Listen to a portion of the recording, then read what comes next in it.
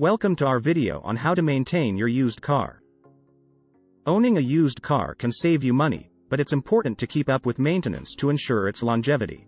In this video, we'll cover some simple DIY car care tips to keep your used car running smoothly. Basic car maintenance tools.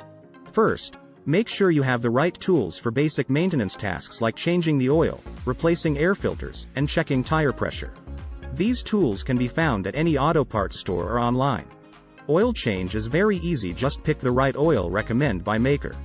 Changing your oil regularly is one of the most important things you can do to maintain your car.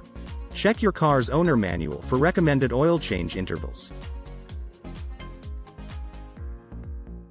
Checking your tire pressure regularly will not only help you avoid blowouts but also improve your car's fuel efficiency.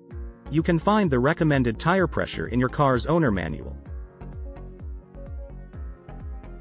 Replacing your air filter is another easy DIY maintenance task that can improve your car's performance and fuel efficiency. Check your air filter every 6 months or 10,000 miles.